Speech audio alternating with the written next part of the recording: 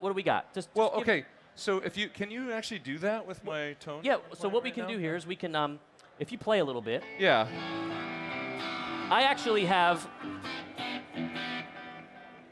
So Pete's playing a variety of different things. He's got my pedal board, which is a real world situation because we're gonna put pedals sometimes in front of our amps, right? Yeah. And you could turn that guy off if you want. Yeah, I'm gonna turn the delay off, and sure. then one thing we could do.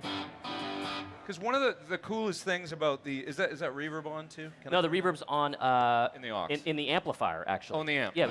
Okay. So you like it off? If we shut that down sure. for a minute, because this is one of the coolest things about the okay. So Tim's studio was an inspiration to a ton of LA guitar players because Tim's brilliant in that he sees way into the future, and he built this incredible home studio as he saw the sort of demise of a lot of bigger studios and stuff, right? Like, he was like, what if I just had an incredible guitar recording facility in my home? Producers can come to me, right. and I'll make it so no-brainer for them to, to record, right?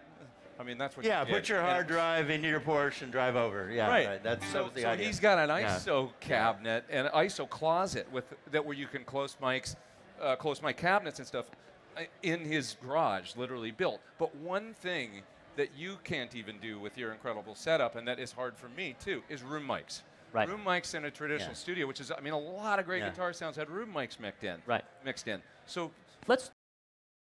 It's like this thing gives you this realism that there's no way to get. So if you turn off the room mics for a sec, this is just the close stuff, and maybe just mute the verb. Yeah. Okay, let's build a guitar sound for a second. Cool. So all right. Like a 57 or something. All right. There. Show like me the way. So this would be most people at home. What they've, you got a 57 close mic, a cabinet in a closet or something, right? You're like, hey, great, I'm off and running. I can record a guitar sound at home, right? That sounds pretty cool. Maybe it's a little bright, so easily hit the off-axis thing, right? Now I can get a warmer. So that's pretty cool. Now, what about if I wanted to easily get a 121 and blend it in there as well, which is a classic ribbon microphone, right? We got it. Now it starts getting warmer in the lows. So correct me if I'm wrong, but this would be a setup that you would use a lot, a 121 and a 57, right? Yeah, totally.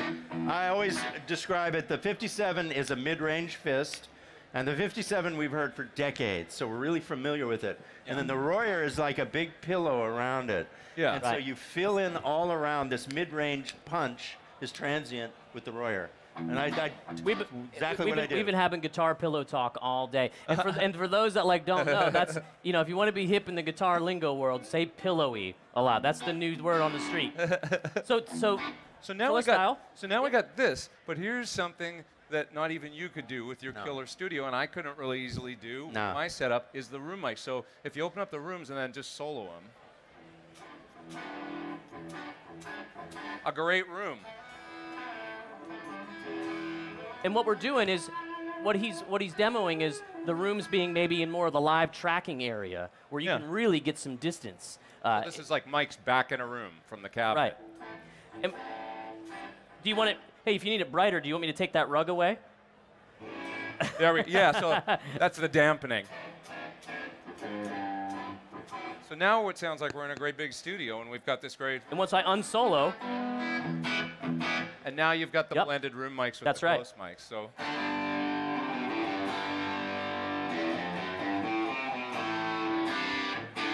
When you.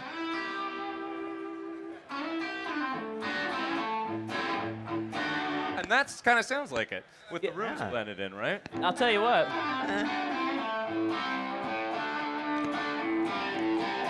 I've never played this guitar before, but I kind of like it. I'll tell you what. Why don't you play that again, because the folks at UA have actually designed a rig setting called Have a Drink on Me. Oh.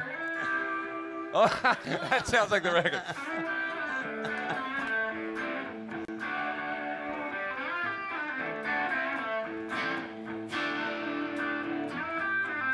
Yeah.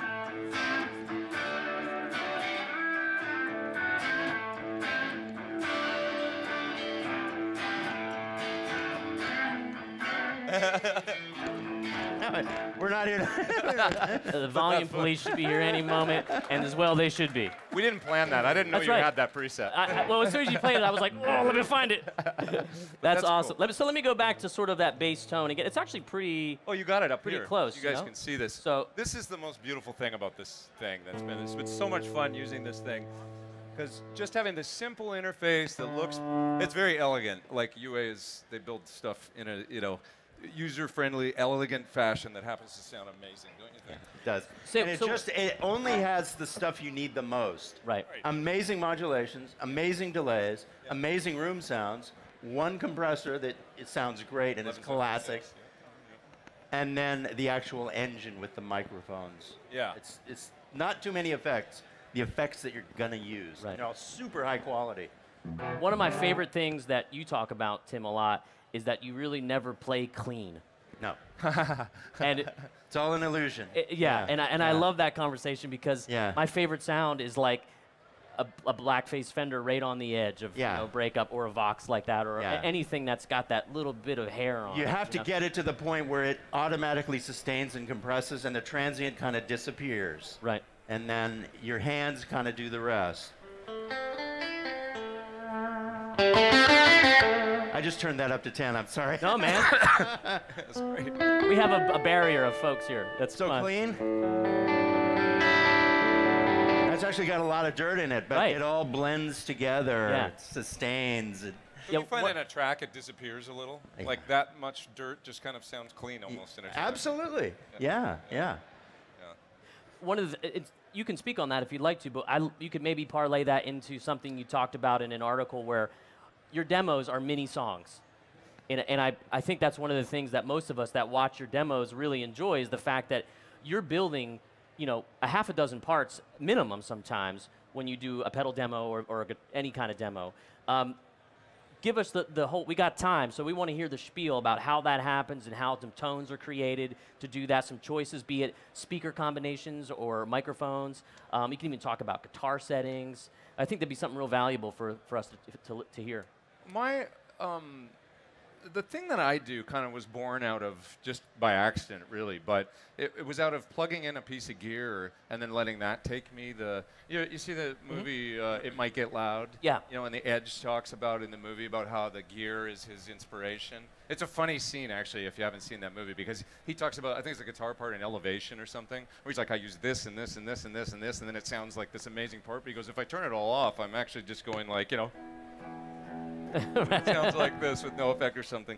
But anyway, that's really it's been fun because it's like you plug it in, you turn the knobs, you get a sound, then you let the sound carry you to the part. Yeah, the sound dictates the style, the part, the genre sometimes, the emotion. Right. The actual sound leads you to the part sometimes. Right. So because of that, it's fun for me because the pressure's off. I don't feel like, I have to write it's for a pedal demo or something. Sure. So, but I'm still writing. There's no producer leaning over your shoulder. Yeah, exactly. And I don't feel like, it's got to be the greatest thing since sliced bread. But I want to make it good. But it somehow mentally takes the pressure off because I'm just having fun making music with a pedal. Right. So that's been it for me. And turning the knobs, get a sound. Sometimes the thing can be, how do you use the thing on 3 or 4 different parts? Because normally you'd use a fuzz or something on one part, and then you'd use a different tone for something else. That's where Tim, this guy, I mean, if you guys have ever watched... Take my job over, man, because you know him better. You could do this. Ask him. Do it. Well, it's just the Go way for it. you layer parts. Yeah. Yeah, right. Absolutely. He's and I don't know what it is, but I mean, you must hear 5 parts deep when you start. Okay, I'm going to do this. Well, it's I'll perpetuate on frequency. top. It's frequency. It's like what can happen down in the low, what can happen in the low mids, what can happen up here, and then what can happen way up high. Okay. And there might be an affected U2 part way up high. Yeah. There might be something in the middle that goes, and there might be stuff down here going. So I look at frequency, and it's kind of guitar orchestration at that point. I mean, you do the same thing. There's only so much space. You can double everything, but once you've doubled a couple of times, you don't want to double anymore. You want to go mono. So you just keep finding slots in the frequency to build stuff. And that way you can make the song just kind of... Andy does it on the first take usually. Right. Each part. Well, That's what really separates him. Pete, you actually talked about doubling parts and how you're not necessarily I have some really good notes for this. You wrote an article. Well, it was about using the same sound and how you don't want those parts to kind of be on top of each other, even if you're doubling. So that might be a different guitar, a different amp, a different speaker combination, a different miking scheme, that sort of thing. And I think what's great is that you can really take advantage of things like room sound that really will separate that part and that sort of thing. Well, that's the beauty of this. Yeah, so I mean, you have a really great handle on that when it comes to doubling all these parts. Is there anything that would, you could impart to folks that are really looking to be more of a at-home session guitar player and stacking these parts? And that would be for Tim also. Say like, hey, the frequency thing you talked about, but is there any way you could even brass tacks it a little bit more? And maybe it's try a different guitar or something. Yeah, the standard thing is try, like I love to do a Les Paul on one side and a Telly on the other side or something. Yeah, and then even the tuning temperament is different, and that can widen things. Sure. I mean, I heard somebody talk about that. I think it was Eric Johnson,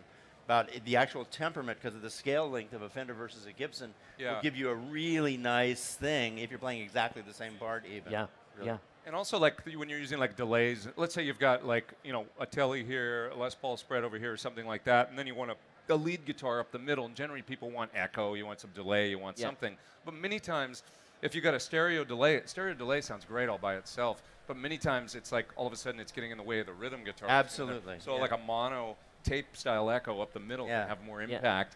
And it's just kind of all that. And then it's differentiating.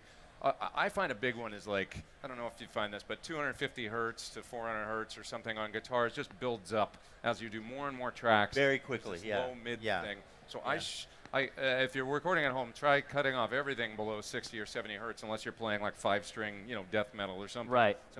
But just chop that low end, even below. Sometimes on lead guitars, up to 100 or 120. All shelf guitars, so that, and then just clean up the low end. Sometimes around 190 to like 400. Find that frequency. You can boost it with an EQ, and you'll just hear it kind of all over the whole mix, and then you'd find there it is. There's the frequency. Yeah, then you cut. You're always working with bass and drums going, right? Yeah, do it with that's the thing. You're leaving space for the drums and the bass. Right. And the guitars don't need that much bottom end. They don't need that much.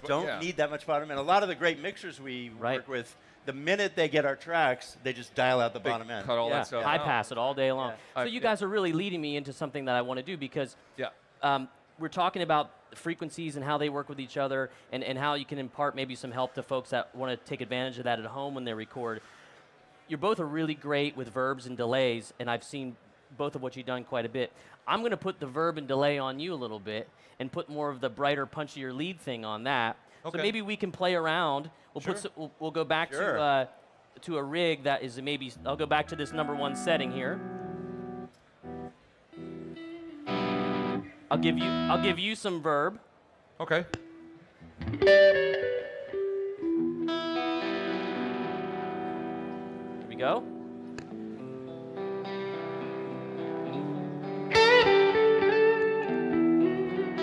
That was easy, right? That was not rehearsed.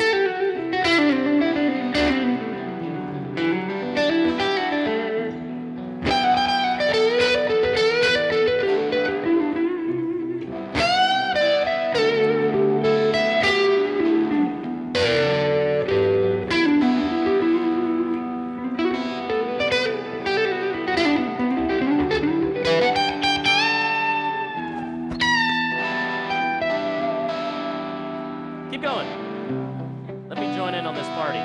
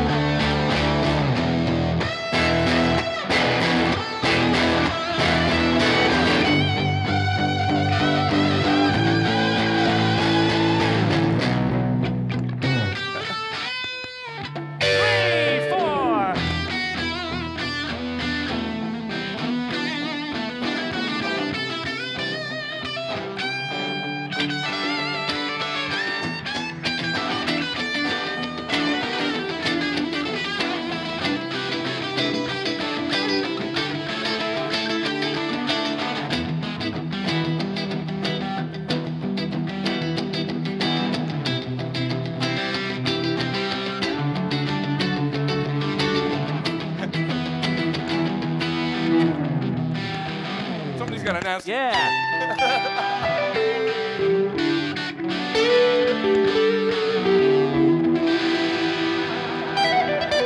Ladies and gentlemen, Pete Thorne, Tim Pierce. Yeah, that was awesome. This is the way to play at NAMM with a rig like this. That's right. Yeah, I don't have any idea. But it doesn't hurt when the Sit guys down can and play a little bit, know a Yeah. little bit about guitar sound. One of the things I think that, things at NAMM and when you do demos like this, you get thrown curveballs. You don't know what's going to happen. You guys didn't know what you were going to play. The most fun. It really is. Hand the guitar to the guys. So I was like, okay, I want to join in the fun, right? So I just plugged into this deluxe. Can you tell the people where the volume knob was on that deluxe right there?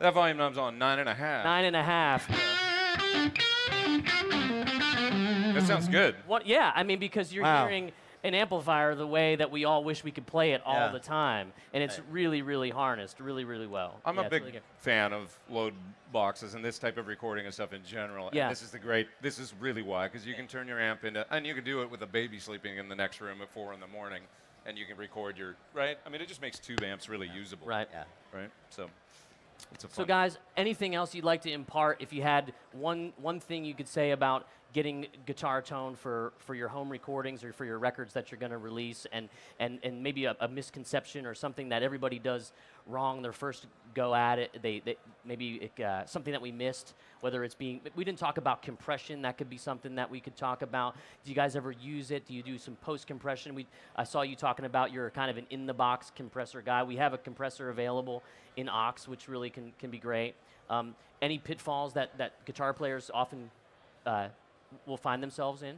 I would just say, look for cleaner sounds and then slowly bring them into overdrive and distortion, and it will add up to a better overall sound. I mean, you don't need to have everything high gain. If you start with super high gain, you're going to fill up the frequencies a little too fast. So Right. these days I go for cleaner sounds, and I like to drive a cleaner sound with a pedal. Right. And mostly overdrives, not so much distortions. But that's just me because my DNA is like late 60s, early 70s. And I keep kind of getting back to that. Sure. But the other thing for recording with me, the most magical thing in the world is one guitar panned hard left and another guitar panned hard right. As if there are two guitar players in the band. Right. And they're both kind of playing off each other. My favorite records have those two elements. Great. And if you can create that initially, you'll have something magical. I never pan anything in the middle personally. I always like hard left, hard right, then space in the center for one other thing. So something magical on the left, something slightly different. I mean, maybe a double that's not the same. And it creates this interplay. That's always been my favorite thing. So. Same for you. I would just encourage people with these new tools actually to kind of like not obey any rule. Like, once again, with in the spirit of what we started out talking about with Pete Townsend and Jimi Hendrix Right. and these folks that, were cutting their 412 cabinets in half and running tape decks in front of their, like a little more of that. I wrote a Premier Guitar article, a little bit of like, is rock guitar eating itself? And it was all about how when you had bands like, McCartney had his vaudeville influence from his family and the music his father listened to. Black Sabbath, the things they were listening to, folk artists and things like that Tony Iommi was into. And I think Brian May had like barbershop influence and stuff. Yeah, right? exactly. Which is a big part of that. Those layered Vocal guitar sounds, parts yeah, that and the almost layered sound like guitar parts. clarinets. Sure, yeah. That's the thing, is these guys took this stuff and did it in rock music in a way that nobody had, So when I see guys like, like Matt from Muse or something, that are Right. sort of pushing guitar, keeping it moving forward, not afraid to experiment with non-traditional things. Like, I loved, obviously I got freaked out, super happy playing AC/DC. I love that stuff, Sure. I love it, love it, love it. But don't be afraid to crank it up, try something different, do different things, Yeah. I don't know, like, whatever your thing is, find it, and then, like this, I love St. Vincent. This guitar is like, Yeah, and, different. and she's done that with her career. I mean, she's taken Yeah. a guitar that's different. She's using some effects that, the average guitar player doesn't run out and buy a bunch of fuzzes or anything like that to really make a signature tone. Totally, and her you whole know that sound. that's her. Yeah. Her whole sound, moving guitar. Guitar is a huge part of who she is. Sure. But I don't necessarily think of her as like you know what I mean? Like she's a killer guitar player. She's an artist. But she's an artist that does her own, so like find a way to use the guitar, move it forward with your vision and do something nobody else has done, because there can only be one Jimi Hendrix or only one, That's right. And I love, as much as you do, I love, trying to find the tones of the Eddie Van Halens and the David Gilmour. How did they get the sound? How did they do that? That's a big geeky part of what I love to do. Right. But the trick is now for somebody that's 19 to take it and move it forward in some way that, and turn on other kids in a way that, like, wow, that's amazing. I've never seen anything like that. Because, like it or not, it's like the older stuff, no matter what, we're getting older, and it's like, you don't want to be making your granddad's music forever, or whatever, you know what I mean? Well, I think, move it forward. What can be hindering is that there's a lot of gear choices out there. And I think we've proven that just by going guitar to amplifier and a product like Aux that has sort of just enough, like Tim says, to make you creative, then you can start writing interesting parts, creating sounds that are sort of brass tacks almost, if you will, and then you can add some other things later to add a signature sound. As a part of jumping in the deep end with every new pedal that's out there or every new gizmo. The tools are there. I mean, you guys are giving people with this thing a great creative tool. Right. It's a fantastic partner for your tube amps and for being able to build awesome sounding recordings at home. Now it's just up to us to, as the musicians or whatever, to take the stuff and somehow make some beautiful music, move it forward. That music that moves people. The tools are there. We live in this golden age of guitar. We live in a golden age of it's a renaissance. Like look at this. Yeah. This booth. Ridiculous. I mean, you're absolutely crazy, right. Yeah, it's fantastic. Yeah. All right, let's give him 30 more seconds of some guitar tone. Okay. All right. Somebody play something.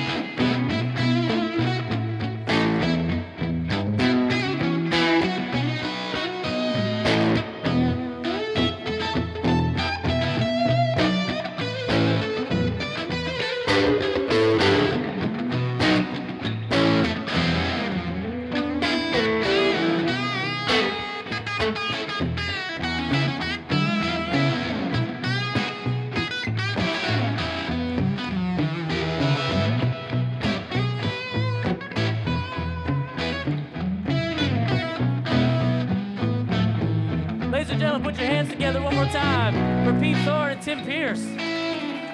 Yeah. Folks, thanks so much for coming to the Universal Audio booth.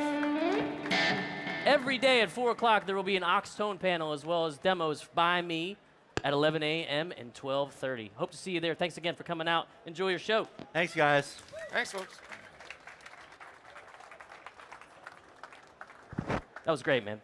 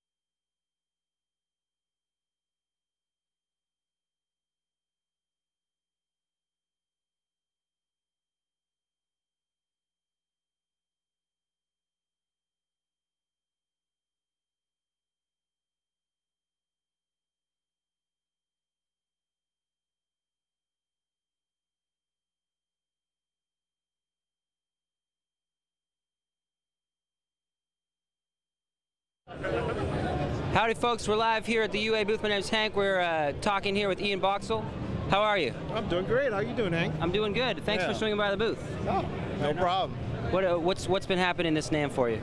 I've come to check out the new Apollo X. Oh, nice. What's the verdict? Excellent. Hey, Yeah, that's I good. think it's definitely a step above the previous incarnation. Yeah. And Good. I'll definitely have to pick one of those up. Nice. That's awesome. And so let's zoom out a little bit. What have you been up to in this last year, since last NAMM? Since the last NAMM, I've been mixing a bunch of gospel records. Oh, that's awesome. Yeah. I started out mixing hip hop records, and I'm mixing gospel records. That's so cool. Yeah. Any ones that have come out that are notable? You want to give shouts out? Orin Waters. Oh, cool. And the Waters. Awesome. Yeah, it's an old school cat. A lot of people know him from the 80s, him and his sisters. The Waters, popular group. So that's what I've been doing. Yeah. That's awesome, man. And have you checked out the comparatorium in the back there yet? No, I haven't. No. You got to test your ears. It's hard. It's hard to tell. I think they did a good job. Okay. What exactly is it? What are you comparing? So I believe they're comparing the hardware and the software, and I believe this year is the Distressor, the 1176 Blue Stripe, Right. Lexicon, and 480, and the Helios Type 69. Okay. Those And are all heavy hitters right there. All heavy hitters. I'd be curious to see how you do. I got, I think 2 right, which is just lucky guesses, Right, yeah. Yeah. Okay, I'll try it. Yeah. There was a kind of a line, so I was like, Yeah, you I'll gotta come wait back. till we can clear the line. Maybe for you have to come early tomorrow morning when the Yeah. crowd's not so big. So when you were getting started in this business, were there anyone? First of all, where'd you come from? Originally, I'm from Trinidad. Oh, cool. And you From moved, all the way in the Caribbean, and I moved to Miami. Went to school in Miami for audio engineering at University of Miami. Then moved out here to LA after. That's awesome. And where'd you start in the studio? How did you make that transition? Who was there anyone that gave you a big leg up or helped you out? How'd you get started in the studio? Well, I started straight out of school. I went to Criteria, Cool. which is a really famous studio in Miami. The Bee Gees, James Brown, Awesome. R.E.M., Eric Clapton, Nice. So I started there. I was a tech actually. And then I did that for a year and a half, moved to LA, became an assistant/engineer. That's great. So, Cool. At a studio called Galaxy Sound Studios, all the R&B hits. Nice. From the 80s. Yeah, that's a big one. That's awesome. Shalimar, Midnight Star, and that kind of stuff. That's so cool. And now here you are, and here we are. And okay, let's dig in here. We're going to ask a few questions pertaining to some not related to audio questions that the fans want to know. Okay. Okay. So almond butter, peanut butter. Almond butter. You're an almond butter man. Yeah, I'm an almond butter man. All right. Jelly or jam? Jam. Jam with the seeds. Yeah. I'm with you on that one. Yeah. Natural. Dill pickles? Organic. Or sweet pickles, or bread and butter pickles? Somewhere No between. pickles for me. No pickles for. Okay. Okay. Let's get back to audio. Okay. Let's do Fairchild. Okay, we're talking plugins. Okay. Fairchild or LA2A? Fairchild. All right. That depends. Okay. Depends. Fairchild or 1176? Depends, but 1176. All right. Okay. Okay. Distressor or LA2A? Distressor. Distressor. Why is that? You can use it in more things. It's more versatile Okay. than the LA2A. Very nice. I like that. Let's move to reverbs. EMT 140 or the Lexicon 480? Ooh, that's a tough one. Depends. Again, more versatile. 480. 480 it is. You heard it here first, folks. And thanks a lot for swinging by the booth. And we'll be seeing you around. Hopefully, you have a good rest of the NAMM show. Are you going to be here all weekend, or are you? Probably be here tomorrow. Probably here tomorrow too. Cool. Well, maybe I'll see you around then. And let me if you do that, swing by. Let me know how it went. Okay. Cool. Right on. All right, nice to meet you. Nice to meet right you on. too. Thanks. We're going to cut to a quick commercial break, and you're going to want to come right back after that.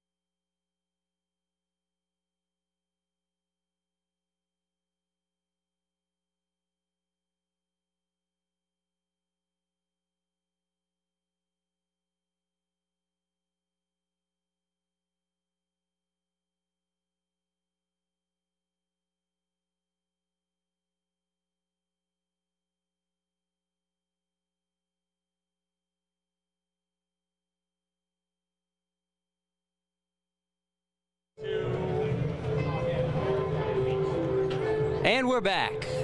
Hank here right outside of the exit door. We like to sneak in through the back sometimes. And this is the Comparatorium at the Universal Audio booth, 2019 NAMM show, and in Anaheim, winter NAMM show that is. It's January the 24th, 5th. I've lost track of time. But here we are, and we're gonna go in and see how things are going. Follow me.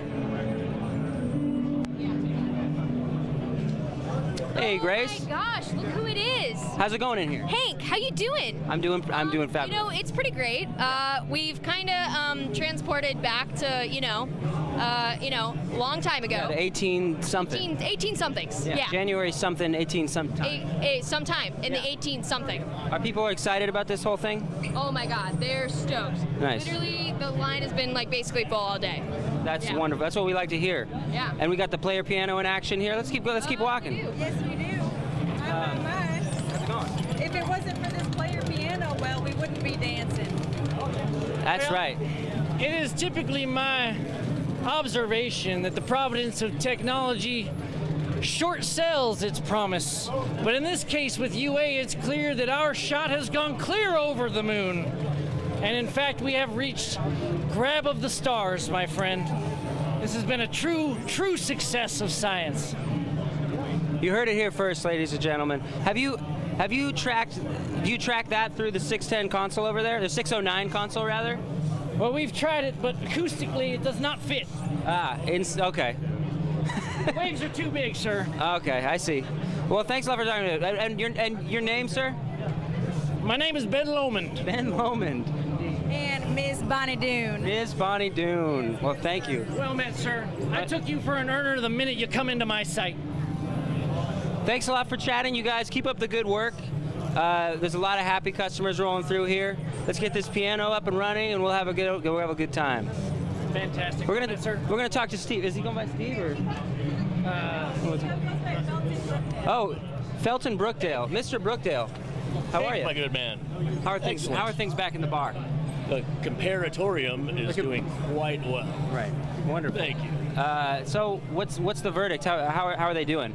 Well, see, not too many zeros, which is good. Yeah. It means our customers have great ears. We got smart customers, basically, is what we're saying. And that includes you at home. 3 out of 4 today. Not bad. 3 out of 4 here for this young man. What's your name? Henry. I'll be damned. That's my name as well. Shake your hand for that one. Yeah. Give him an extra shot glass for that. All right, let's do that. We'll give him a shirt too. Give him a shirt. T-shirt for you too. It's your lucky day. Celebrate with a buddy. So I want to know how many. You won 3 out of 4. 3? Yep. Not bad, huh? That's pretty good. 75% is a passing grade. Yes, indeed. Yeah. All right. But I see the most, now here's an interesting fact. It looks like the most we have are 2s. And that's looking kind of like a perfect bell curve to me almost. And that's what you want when you're talking about people guessing. You know, that shows that people truly, it's luck of the draw. 50% guesses, you know, 50% not. You know, they think, you know, we'll let them have their fun. We'll let them think they're guessing right, but we all know it's a guess. We all know it's a guess. Okay, we got a line going here. I'd say a good 80% is guessing, Yeah. but it looks like they guess on the side of right more than wrong. Well, that's the kind of customers we have. Yeah. You know what I mean? It's karma. Exactly. Yeah. Karma. We're very into karma here at Universal Audio. Absolutely, absolutely we are. And has there been any trends on which ones they're getting right? It's been all over the board. Actually, no. This one's been stumping everyone. The Helios, the true top of its class, elite class plugin. It perfectly mimics the hardware, 100%. They do. Go to commercial when you're done. Well, we're gonna let Thank you, gentlemen. Felton Bonnie Doon, the bartender, back to his natural habitat. Congratulations. How'd you guys do? Brookdale. Felton Brookdale. Hey, cheers, guys. Good luck. Thank you. Yeah. Thanks, Hank. Hope you win it all. Give these guys an extra shot glass. All right. And we're gonna cut to a commercial break where you're gonna watch some killer commercials, and they're the best commercials. And after that, we're gonna come back for some more fun, and we'll talk to you guys soon. All right.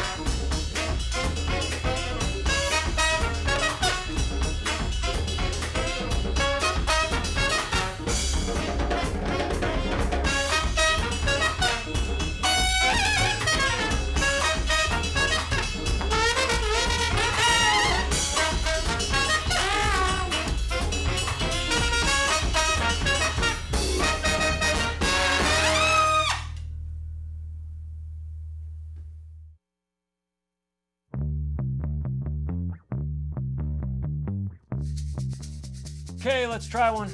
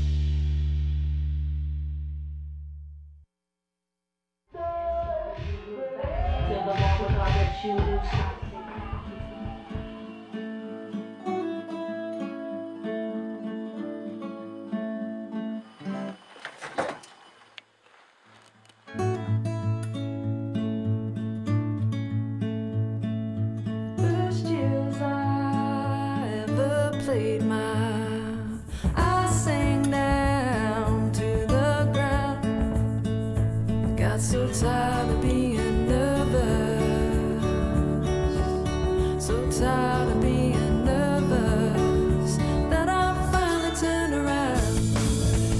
Pictures that won't fade. She was standing on the edge of something that I loved, something that I knew I could never contain.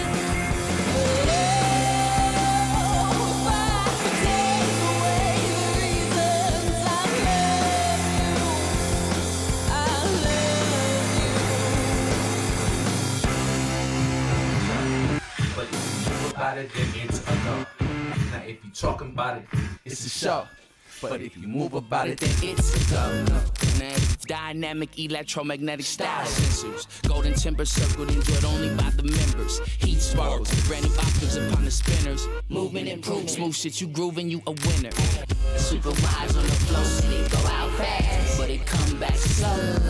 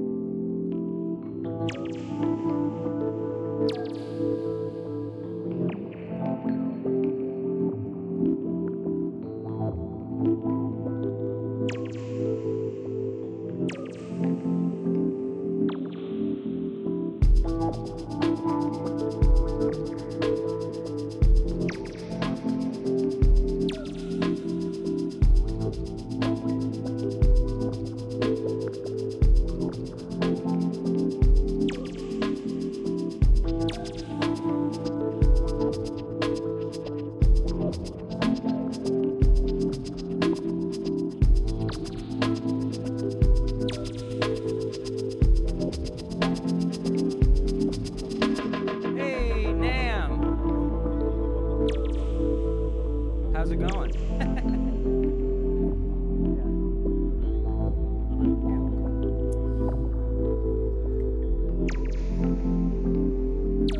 Where's my what?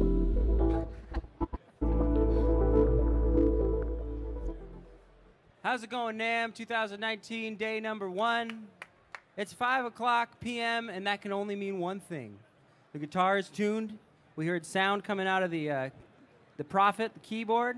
Leggy's up here. He's looking ready to go, and that means that up next here we have the one and only Leggy Langdon featuring Ames, talking about tracking with the Apollo Twin. Give it up for Leggy, ladies and gentlemen. Biggest round of applause. Thank you, Hank, a personal friend of mine. Welcome to the Universal Audio booth, NAMM 2019. How are we feeling this evening? Wonderful. My name's Christian Leggy Langdon. I'm a music producer, songwriter, and mix engineer from Leeds in England. I have a studio in Pasadena, California, the Leg Room. Had the pleasure of working with some wonderful artists in my career. Banks, the Pierces. I just produced and mixed a record by Portland group Joseph, and I just mixed Ben Platt's debut album coming out on Atlantic in a few weeks, I believe.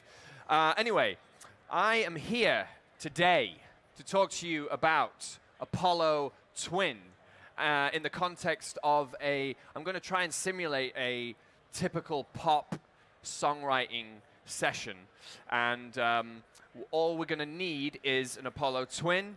We're going to use some UA plugins, a couple of pieces of equipment, and of course a Grammy-nominated singer-songwriter artist who goes by the name of Ames. And she's going to be up on stage with me very shortly. And so this year, I wanted to make it a little different. Normally, I have a full track, and then we do some overdubbing on top of it. But this year, I'm actually wanting to show you what it's like, as I said, in a kind of songwriting session where the track is very simple. There's a very small amount of elements, but we've got to get a vibe going very quickly, and so that the artist or songwriter I'm working with can start to write melody and lyric on top of the track that I've made as the producer. And so with the Apollo Twin, for any of you that have been living in another dimension for the last few years, Apollo is UA's flagship interface. It's the best sounding interface in its class, and Apollo Twin here brings that incredible sound to your desktop. So not only is it at home in the studio, but it's also perfectly home in the hotel room, on tour, you know, in the rehearsal room, but you get that pro-level record-making quality conversion and sound that it offers from the Apollo, but it's a little bit more portable. So, first of all, I'm just going to start and jump right in to the music. I'm going to show you this track I've got going on here, and then I'm going to show you the workflow using Apollo Twin, using the console application, and why this workflow is so fun, is so creative, it's inspirational, and it also helps you move very quickly, and you get to kind of just do the thing that's most important, which is being creative and make some music. So, here's the track. Very simple, kick, clap, hats, a bit of bass, and a little bit of a synth motif, which I'm hoping that we can work on today. So I'm going to play you this for a bit, and then we'll move on from there.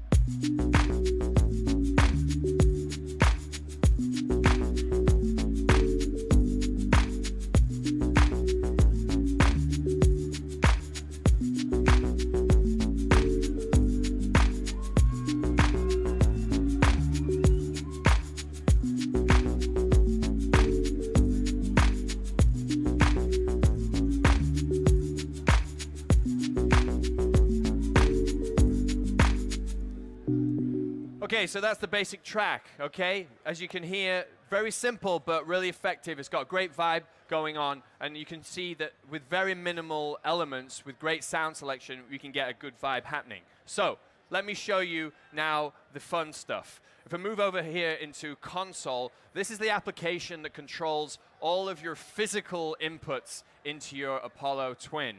And we can see here we've got two onboard unison mic preamps in the back.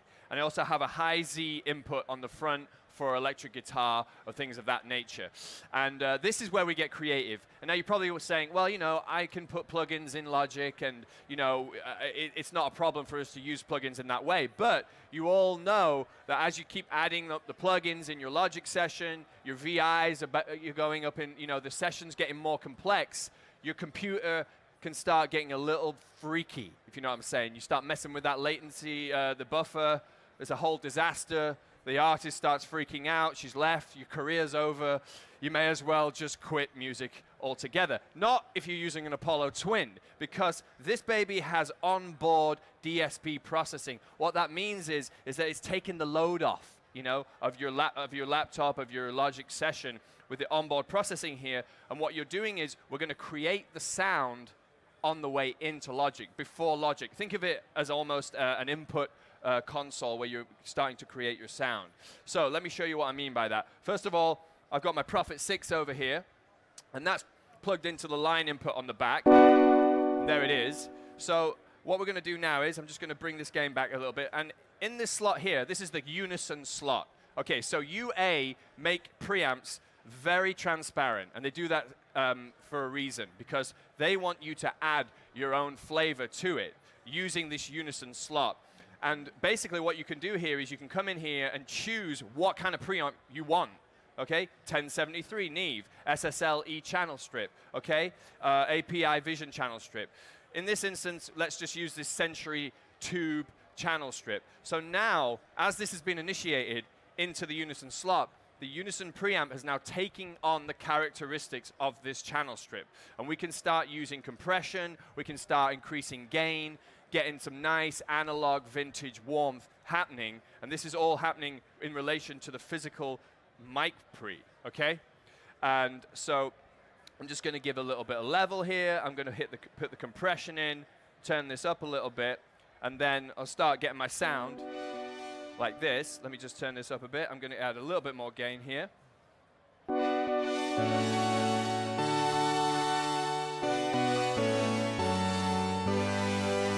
So you see, I'm getting some level here. I'm getting a bit of compression. It's adding a nice analog warm tone to it.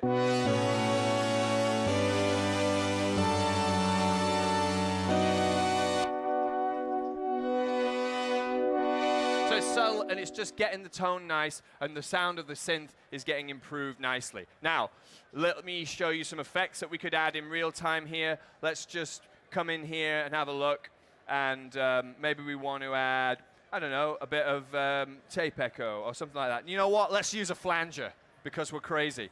Very cool. All right, this is new. I'm just going to use this time. Why not? We can just bring this up, a little bit of mix, and a little bit quicker speed. Okay.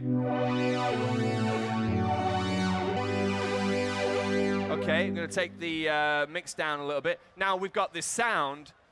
The great thing now is there's no latency also, okay? So it's all the plugins are being used before we get to Logic. There's no latency, so when I start playing, it's going to be inspirational. I'm going to be connected to the music, yeah?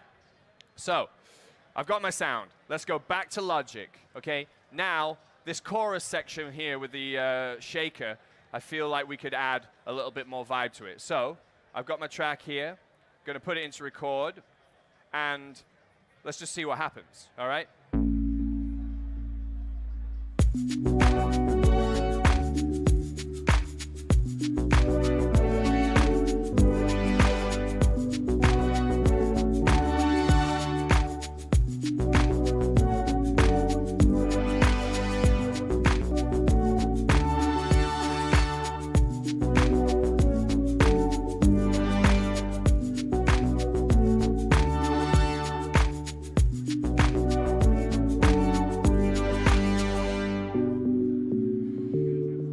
So, again, no latency, feels good. That sound that we made in console is now being burned into the audio. Let's check it out.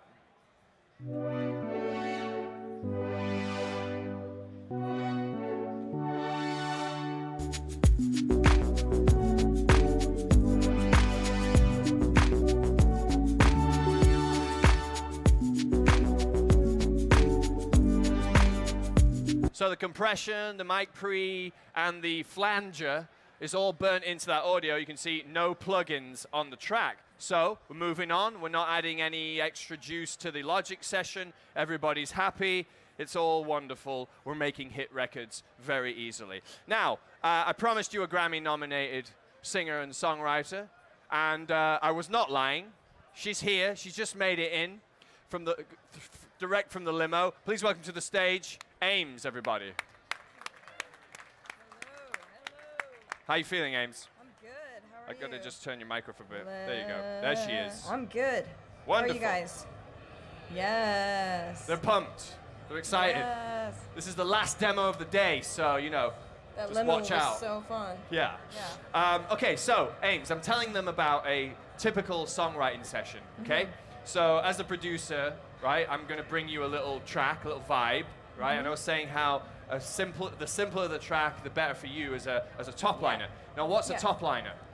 Top liner is someone who does the lyrics and the melody on top of the track. Okay, cool. Who so writes them. Right. Okay. So if I play you this track, what do you normally like to do when you first start? I'll just kind of like mumble over the track the first time I hear it, and kind of like drop vowel sounds and certain notes where I feel like they should go, consonants where I feel like they should go, and just gibberish. Gibberish. Yeah. Complete gibberish. We're doing it here live at the NAMM Show 2019. It's gibberish.com. Now, listen. So what we're going to do is Ames needs to feel inspired. Again, creativity, right? So I'm now going to show you how quickly we can get a record-ready, a credible pop vocal sound happening with very little elements and a very talented singer. So first of all, in the unison slot, I've got the microphone plugged into the second channel on the Twin. I'm going to use this Neve 1073 classic vintage sound. It's my favorite preamp to use with a vocal.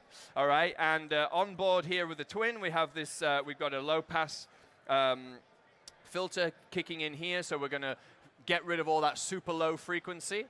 And that's already on board. And the great thing about this pre is that now the unison preamp on board has taken on the characteristics of this classic Neve 1073. Break up the same, it has the same impedance match, and also we can use this EQ here to start sweetening the sound. Now the Neve 12K boost high shelf here is wonderful for some vocals, so I'm going to give a nice helping of that. I'm also going to give a bit more 7K and sweeten it up. So Ames, how's that sounding right now? Great, right? Let me turn up the gain. How about that? Wonderful. So you can hear this. Beautiful. Yeah. So let me turn it off. How's that? Not cool. Not cool. I'll bat it back in. So you can hear that high sheen. That, to me, is the sound of a pop vocal right there, just that little bit of EQ. It sounds beautiful, this pre is just, it's my favorite of all of them. Now, after this, another important ingredient for a pop vocal is a large helping of compression, right? So my favorite, it's got to be the 1176, and I love this, the Rev A, which is the original version of the 1176 that they did back in the late 50s. And these guys have been making this incredible gear since '58. Okay, so they know one or two things about analog vintage sound, and then they've been able to bring that amazing sound into the new age with the digital UAD plug-in processing. Right, Ames? Yes. Right. So fast release on the 1176, medium to slow attack. That's what I like. Let a bit of the transients in, and then we got a quick release on the back end. So I'm just going to increase the gain, and then Aim. Are you there? Cool. So I'm not afraid of adding some compression, and a little bit more for me, Ames.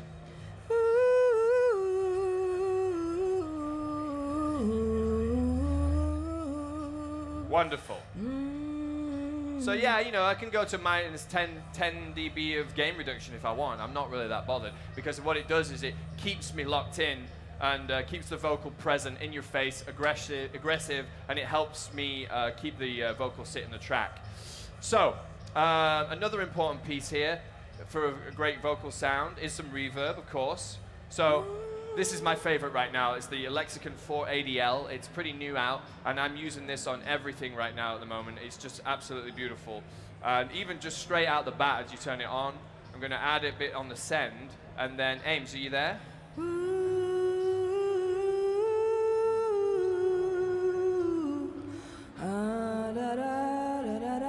Beautiful. So again, with a track like this where it's quite minimal, there's not much going on, it's a great way to get a vibe happening by just adding a massive amount of reverb. You know, basically I just like to overdo everything, and that's just my my style. You know, don't disguise it, emphasize it is one of my slogans. That's trademarked, by the way. Anyway, so we've got this vocal happening now. It's feeling good. One more thing, I want to show you guys is another wonderful thing that's very new with UA right now. It's the auto-tune from Antares. This is the only place you can get genuine Antares auto-tune with no latency in the console system. This is it, guys. It's only here. It's an exclusive. It's very exciting. Everybody's freaking out about it. I'm freaking out about it. I know that you are. And this is it. It's auto-tune, right? Now, let me tell you something about auto-tune. It's not always for people that can't sing. Auto-tune is used, and it's the sound of pop music, okay? We don't always, like, crank it, but it's in there. Most of the time, the auto-tune is on. And it's the sound that we're getting used to now. So sometimes if you don't have it on, there'll be something missing. So whether you can sing or not, this auto-tune is going to get you to that kind of final pop vocal sound. So pretty simple to use. We're going to choose our key. It's B, and it's B minor, which is the second saddest of all keys after D minor. We all know that. That's obvious. Now, what I'm going to do now is I'm going to just start showing you some intense settings, and I think you might be familiar with this one. If I set the setting to fast or stun, how does it sound, Ames?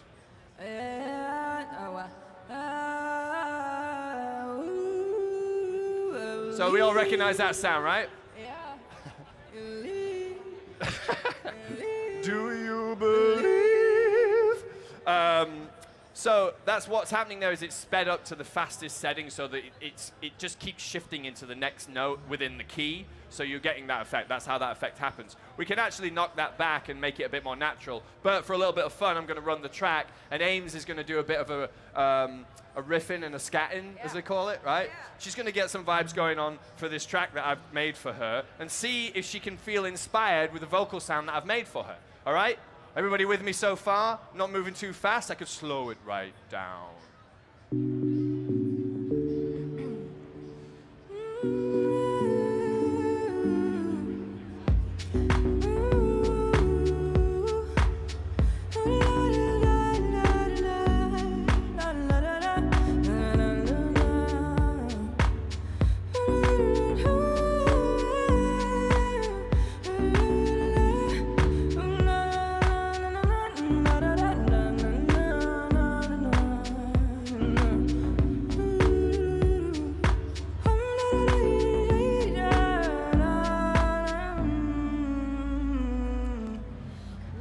Okay?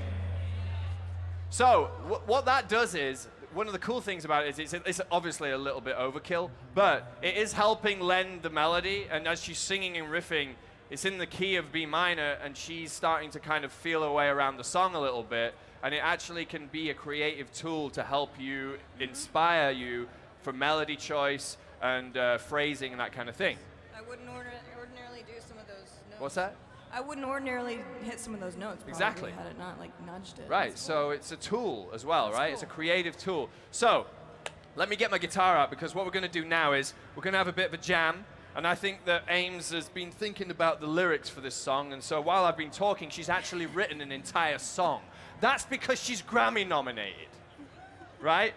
So I'm going to just show you a little bit of guitar action, and we're going to then do the full song finale, the grand finale, so please stick around for all this. Now check it out, I'm using the preset section of the console system here, and this is where you can make presets of anything you want, channel strips, things that you like, and it's a really good way of moving fast through a session. Especially in a songwriting session, people want results fast, so you got to keep moving. So I'm going to put my LL guitar, which is stands for Leggy Langdon guitar, right? And then my guitar's just going to plug straight into the front of the high Z input, and here it is. So again, in the unison slot now, what's happening when we use guitar stuff is it's going to take on the characteristics of the preamp stage of this amplifier, and in this case it's this Friedman. So it's a very warm, jazzy kind of sound I'm going for. We're not going for heavy metal today, unfortunately. And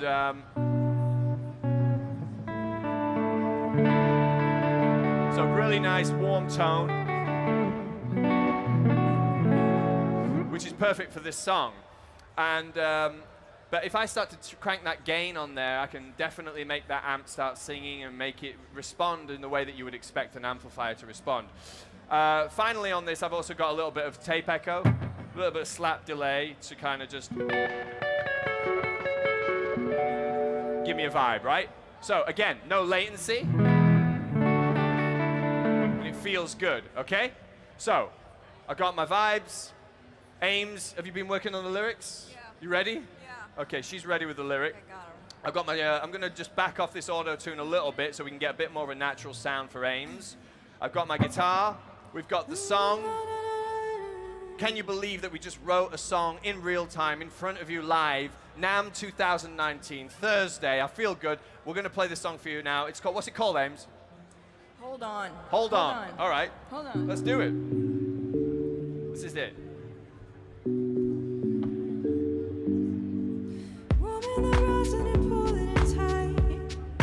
Everyone knows that it's all on the line.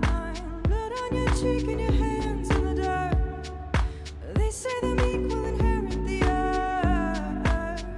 But every time that we touch, well, I come undone. You keep me golden young. You stir my soul up. Hold on. Every time that you want to get up, you're too strong. Just hold on. Hear the sound of the groove shine. Oh my God. Just hold on. I have been waiting to hold you for so long. Yeah, hold on. When it's over, you know you're all that I want. I only sleep with your heart next to mine, but I can see it's a matter of time. You feel alive, but it's never enough. Yeah, you wanna die doing something you love. But every time that we touch, well, I come undone. You keeping me golden young. This stir my soul up. Hold on. Every time that you wanna get up, you're too strong. And just hold on. Hear the sound of the groove shine. Oh my God. And just hold on. I have been waiting to hold you for so long. Just hold on. When it's over, you know you are all that I want.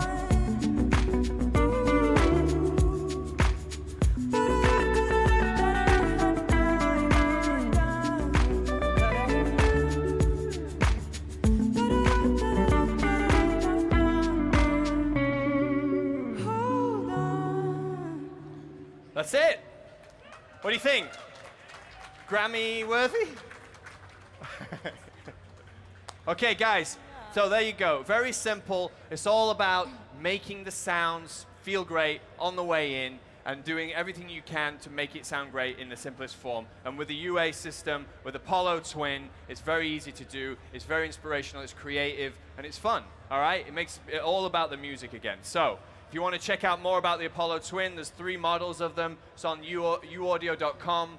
And you can also go behind me to the Comparatorium, where you can compare classic analog hardware against the UA plug-in version of it and see if you can guess the difference between the two. There's also a lounge, a musician's lounge, where you can play around with some of these toys.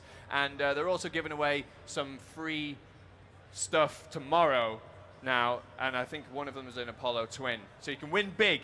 Get your names tagged at the front. And I'll see you tomorrow for another one. Thank you so much. I love you.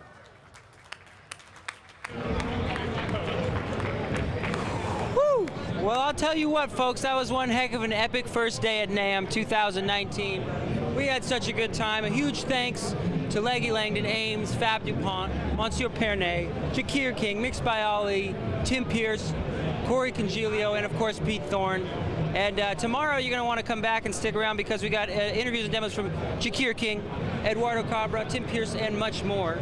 And also, a quick reminder to all you guys still here, if you haven't done it already for some reason, you got to, just right below me here, you got to check out, you got to sign up for the giveaway, because at 6 p.m., which is less than an hour away, by my math, we're going to be giving away an Apollo twin, and you're not going to want to miss that. So the submissions close at 6, so get in there and get for your chance to win a twin, as they say in the biz.